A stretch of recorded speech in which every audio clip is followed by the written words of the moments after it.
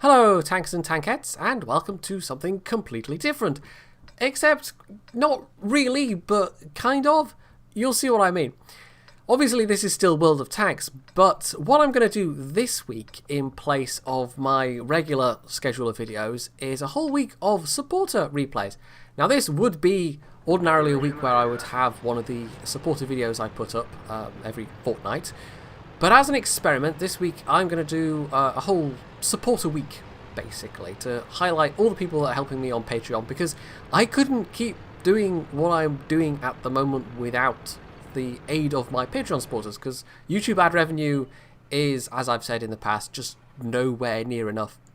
As to whether this is going to be a regular thing, I don't know. That depends on feedback I get from you guys, the viewers, really, because this could just be a one-off. This could be a thing I do every couple of months, say. Although it probably wouldn't be any more frequently than that, because obviously a whole week of just supporter videos has an impact on my schedule otherwise. But it's an experiment. We're just gonna see what the feedback is like, and by the time we get to Saturday or Sunday, we'll be back to the normal schedule. Although I am going to try and get a Crusader Kings 2 video out this week as well. And possibly I will start the playthrough of whatever is voted for in the new series that I'm contemplating. And if you haven't gone and checked out that video and voted already, you've got a couple of days left to do so before I make my final decision. So this is Andy CX. You've seen him in previous supporter videos, obviously. He's in the MT25. In fact, both of these video replays are going to be scout games. And you don't see this thing around a lot. It was, of course, a replacement for the T25-2. It has the same armament that that thing had, and it's still pretty fast in a straight line, but it's definitely a lesser machine. But that's probably because the T25-2 was quite overpowered. So he has, given the nature of the map, just gone to a bush to spot, basically. This is Malinovka. This is what you do in a scout in Malinovka a lot of the time.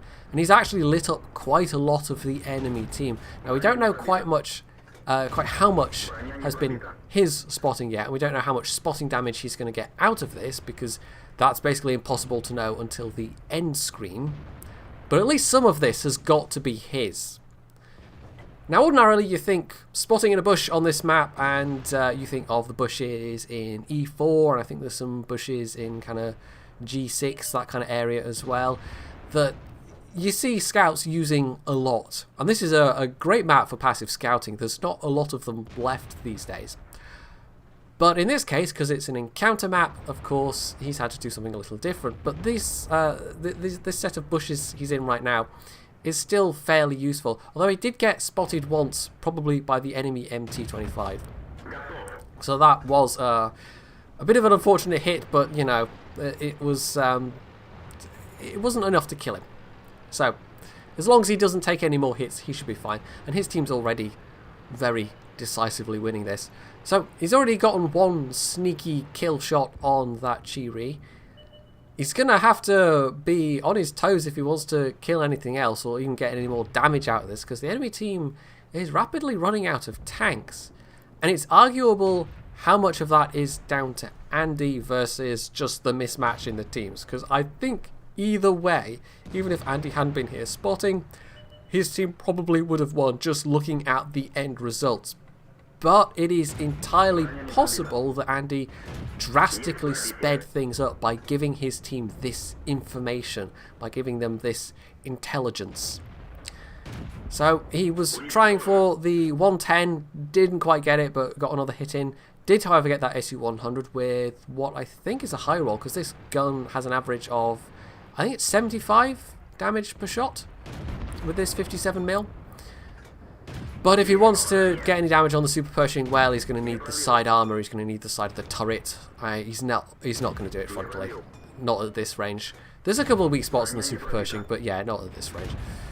Now, the Super Pershing did turn his turret, and Andy maybe got a little hopeful there, but somebody else got the kill, so oh well. And there goes the last enemy tank. So this was actually a really quick battle, and I think it was quite so quick because of Andy, because you can see there, he not only got the Patrol Duty Medal for lighting people up as they were getting damaged, but the Scout Medal for spotting most of the enemy team. And that was enough also for an ace tanker. So he must have done really very well. So 243 damage was enough to put him at the top of the team. Only just, but at the top. And it actually amused me to see that on the enemy side, I mean, there was a lot of people with 0 damage. But on the enemy side, it was their MT25 who was top with just over 2,000 spotting. And as for Andy himself, 5,428. Yes, that was pretty good. That's not bad at all for less than 4.5 minutes. So I suspect he really did speed that game up a lot by spotting. If this was just a passive scout video, it'd be a bit boring. So we're going to now give you something a little bit more whiz-bangy. This is I Be the One True Nub in the T-71, the auto-loading Tier 7 American Scout, which I think is unique in that at Tier 7 it has APCR. I don't know of any other Tier 7 Scout machines that get that as standard ammo, and sometimes that confuses people, and they are maybe using a mod that tells them what kind of ammo you're using, and they see APCR and they go, noob! But I think by this point, the T-71 has been around long enough that most people, realise that that's just the standard ammo, and heat is the premium ammo. So he's actually starting off, and this is pretty good matchmaking actually. It's a very tier 8 heavy game. He starts off by getting to this bush position and nearly messes it up completely. He actually goes a little bit too far forward. He has a bit too much momentum there. But fortunately doesn't get spotted, so the enemy team doesn't know he's here. I will also point out this is one of those games where I've actually interspersed 2 different points of view. If it's the zoomed in point of view, as it were, the sniper view, that is I Be the One True Nub's, his, what he was seeing.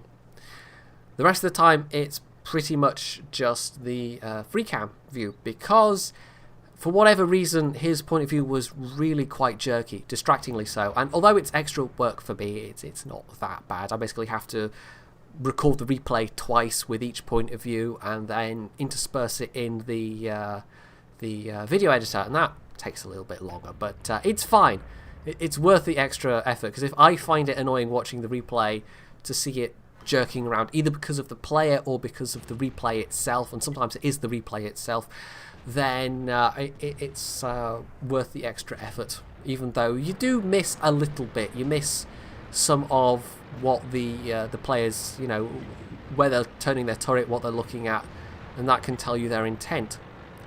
So he's spotted, presumably, that this AMX CDC is moving up, decides to move up himself, because they do seem to have a rather nice numbers advantage on this flank. So the CDC gets behind this poor unfortunate Jagdpanther, who is just doomed. So there we go, that's a first bit of damage. He's still got 4 shots left, not really worth reloading for that, so he can get a bit of damage in the back of this KV-4, for instance, or maybe one of the other heavies down there. Boom! There we go. Well, somebody lost their head. Oh, that's never not funny. So that was a full health KV-4 in 3 shots. Yeah, either of his first 2 shots must have damaged the ammo rack, and then the next one struck the ammo rack, and boom. So that was nice. They've just ruffle-stomped this flank. They had a numbers advantage, and on the other side, they're actually holding that flank as well. So on this side, all that's left is this Rheinmetall, who's not even full health, so he can easily clip this guy.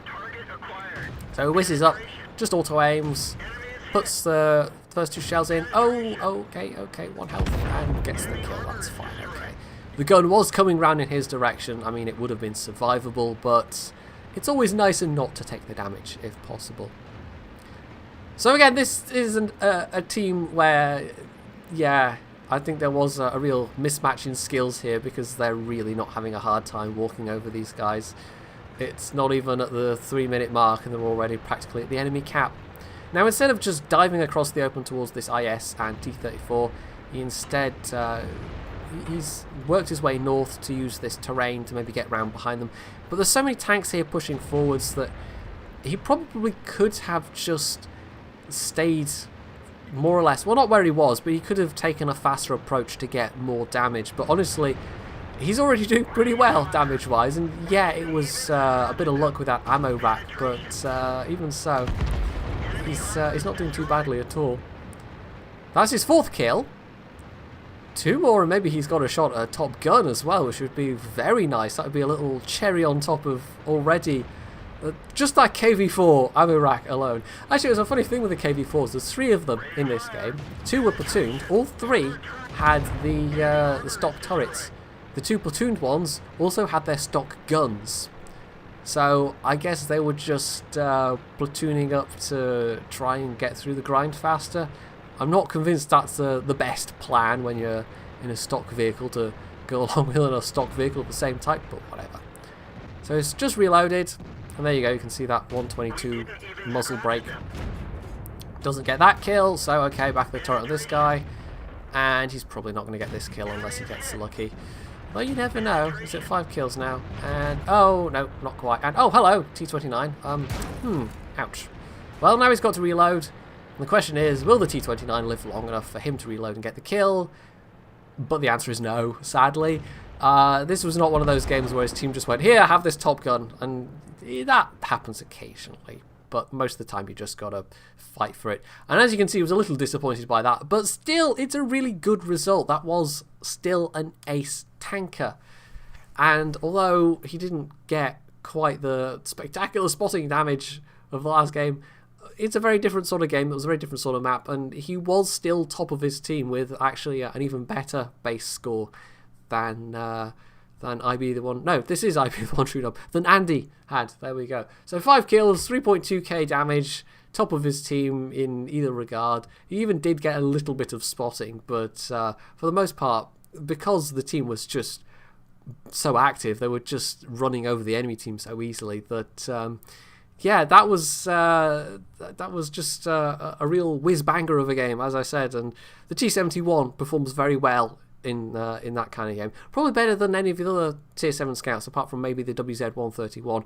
The 1375 doesn't really... it's a bit lackluster on the mobility. I mean, you can still do stuff like that a bit. And then, of course, there's the Walker Bulldog, which that just stands in a class on its own, practically. So, yes, I'm not sure what we're doing tomorrow. It might be warships, it might be a mixture of tanks and armoured warfare, because I have some armoured warfare footage that's been submitted by a Patreon supporter to show you, so we might see that as well.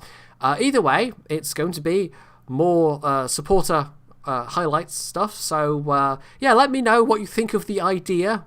It's going to be a full week regardless of, obviously, the feedback on day one, but we'll see what the overall feedback is at the end of it. Because like I said, this is all highly experimental. And it largely depends on what people think as to whether we see it again in future. So hopefully you've enjoyed this. And if you have, you can leave any comments below. You can hit the like button. You can sub if you aren't already. And as always, stay tuned for more.